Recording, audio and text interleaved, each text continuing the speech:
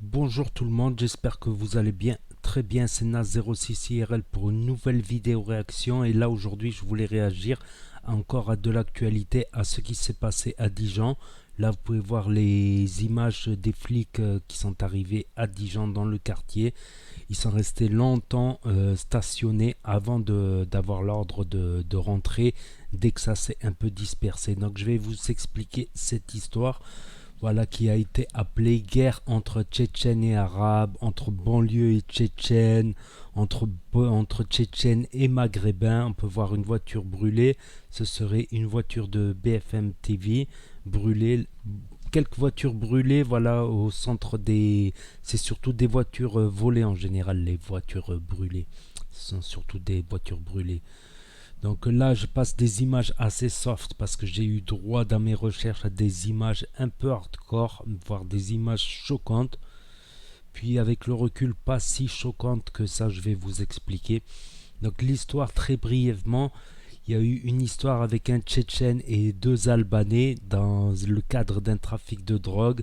Ils étaient dans un bar, un pub, et ça a mal fini. Il y avait une dizaine de gars de banlieue qui leur en sont tombés dessus. Il y a eu des coups de couteau.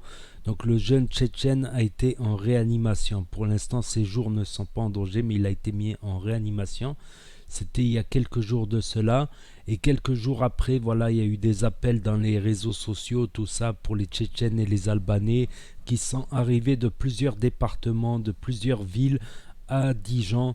Et là, ils ont foutu le dawa. Donc, il y a une image qui m'a choqué. Il y a plusieurs choses qui m'ont choqué côté tchétchène. Il y a des choses qui m'ont choqué aussi côté banlieue. Donc, côté tchétchène, ce qui m'a choqué, c'est une vidéo. Donc, je vais pas vous la passer. C'était assez choquant. Tu vois un mec qui était dans une 306, 307. Je crois que c'est celle qui a fait le looping, qui a foncé à fond et qui a tourné sur elle-même. Le mec, il a mis le ventre sur la portière, il pendait comme ça, comme mort. Et ça, c'est choquant. Cette image-là, elle m'a profondément choqué. Tout comme je peux être très très choqué de voir un jeune Tchétchène de 16 ans qui s'est pris des coups de couteau, qui s'est retrouvé en réanimation. Ces deux actes-là sont pas justifiables.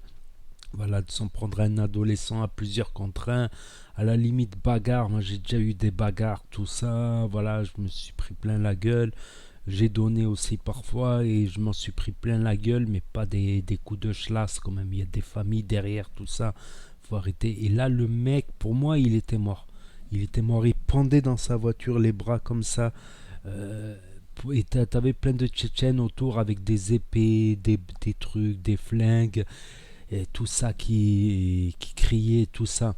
Donc ça, j'ai été choqué. J'ai été choqué aussi d'entendre dans leur cortège de voitures de la musique islamiste, de la musique islamique, de la musique radicale. En général, c'est des groupes très radicaux qui utilisent ces musiques-là.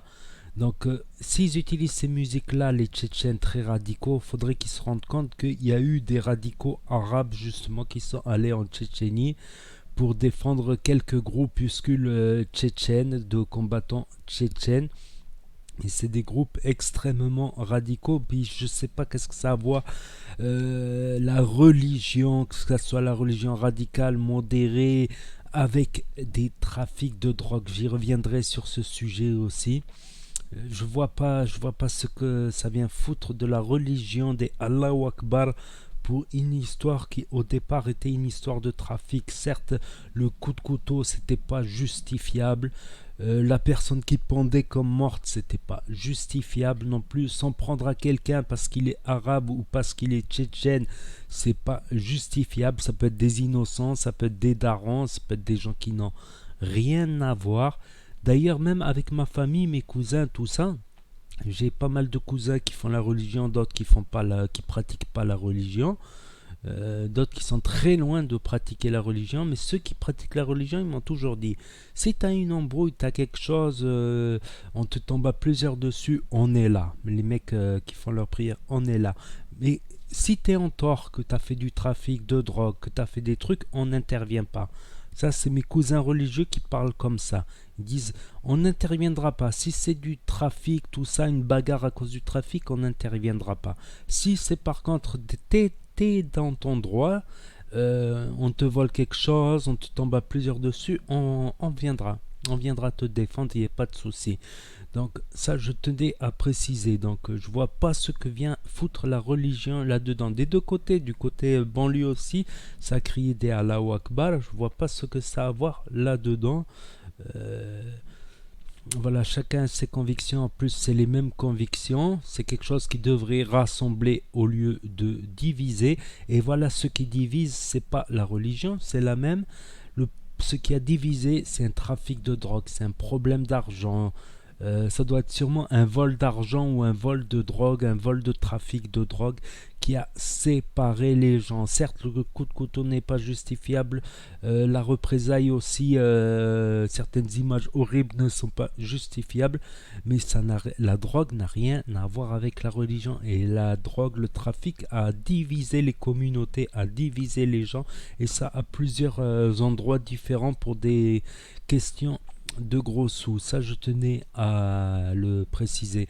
Et ensuite, aujourd'hui, il y a eu tous les rebeux qui sont sortis et ils ont fait hala. Ils ont brûlé quelques poubelles, des voitures, mais ils sont sortis avec des armes automatiques, semi-automatiques, avec des sortes de Beretta 15 coups, des guns, Kalachnikov, gilets pare-balles. Certains ils étaient très bien équipés, cagoules, gilets pare-balles. Tu croirais que c'est des flics, mitraillettes ou des militaires.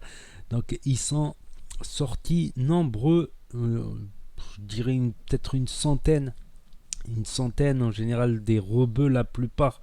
Je pense qu'il doit y avoir des potes français aussi dans le tas, il doit y avoir d'autres gens de banlieue. Ils étaient une centaine. Et d'un côté, c'est choquant qu'ils puissent faire ça dans un état de droit, prendre une place, un territoire, tirer des coups de feu, se filmer, cagouler. La police n'est même pas intervenue. Bon, il n'y avait pas mort d'homme non plus, mais ils ne sont pas intervenus. Et ça fait penser à des scènes de guerre civile. Donc arrêtez les conneries, les gens, que ce soit tchétchènes ou arabes, arrêtez. On est bien content de vivre en paix avec nos familles, nos petits cousins, nos petites cousines, tout ça. Arrêtez, on va le regretter le jour où ça va partir, ou un jour il risque d'y avoir une guerre civile, on va le regretter quand on va pleurer nos amis, quand on va pleurer notre famille, on va le regretter. Vous êtes bien placé pour le savoir, que ce soit Algériens qui ont connu la guerre civile dans les années 90, les Algériens, les anciens, et les Tchétchènes qui ont connu la guerre civile en Tchétchénie également. Vous savez très bien c'est quoi, pourquoi, pour une histoire de drogue, pour une histoire de flouze. Calmer les choses, je pense. Donc je disais, c'est très choquant de voir cette scène où tu vois des gens de banlieue cagoulés et tout ça, mais d'un autre côté, ce n'est pas choquant. D'un autre côté, je le sais. J'ai connu pas mal de quartiers. J'ai même vu devant mes yeux une transaction d'armes. Voilà, c'était une arme à barillet devant mes yeux. Parce que j'avais une réputation de ne pas parler. Moi, je parle pas parce que ça me regarde pas. Je parle pas. Donc, une transaction avec un barillet, un 6 coups à 250 euros. Comme ça, le mec, devant tout le monde. Tac, tac, normal. Ça parlait arme argentée ça brise.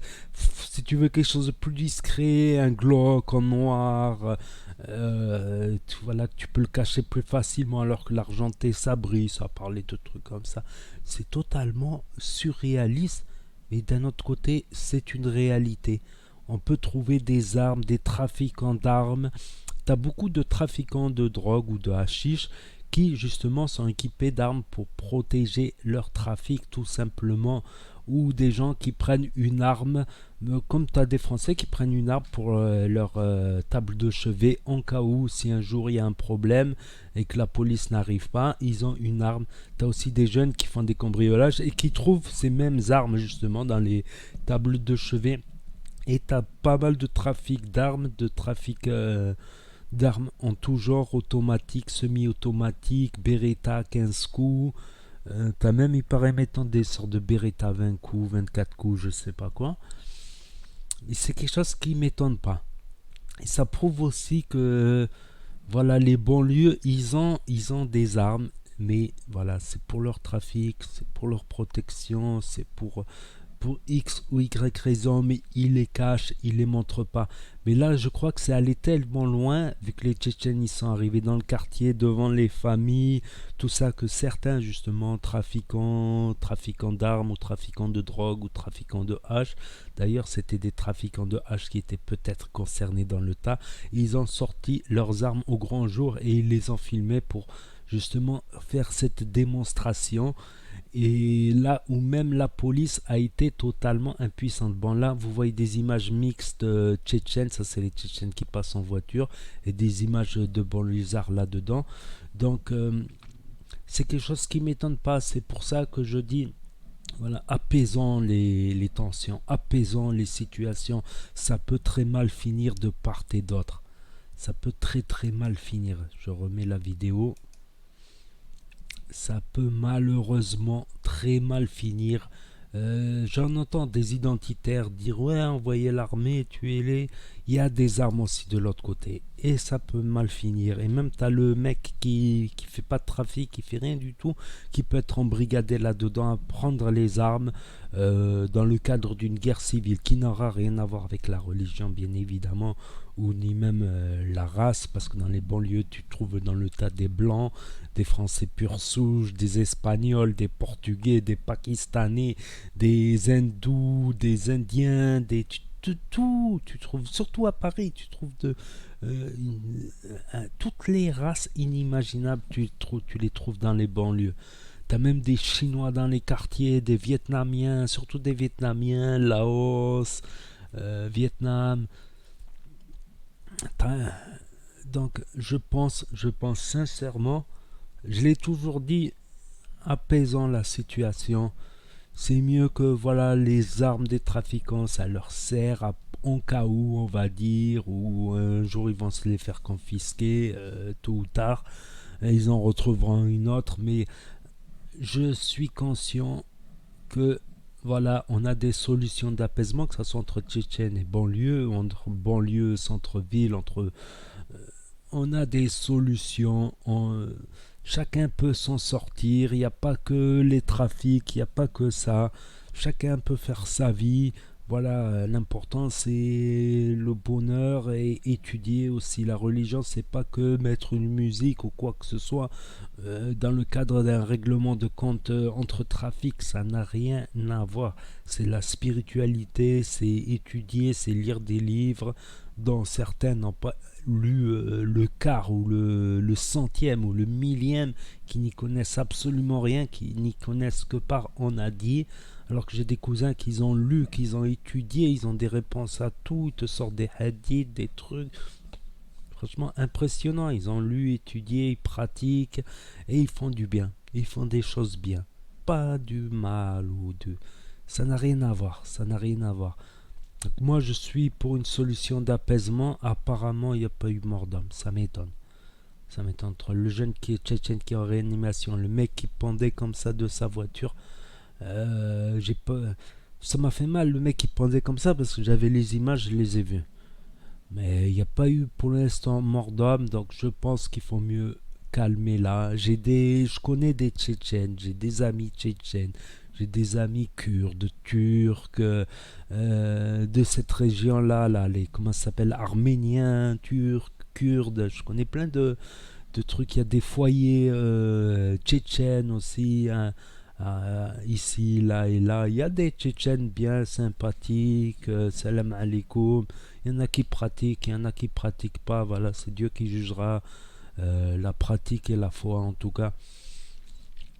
Voilà, c'est ce que j'avais à dire. C'est ce que j'avais à dire en tout cas. Et ça m'attriste. Et ça montre aussi à quel point les cités peuvent être dangereuses. Et que aussi, voilà, ils ne sortent pas ces armes pour rien. Donc je pense qu'il faudrait apaiser. Voilà, c'est le mot apaiser, apais, salam, salam, ça veut dire la paix. Donc, faudrait apaiser ces histoires et pas jeter de l'huile sur le feu inutilement. C'est que mon avis personnel. En tout cas, on peut en débattre dans les commentaires. Dites-moi ce que vous en pensez dans les commentaires. Je lirai, je répondrai aussi. Je tâcherai d'y répondre. De temps en temps, je passerai lire les commentaires.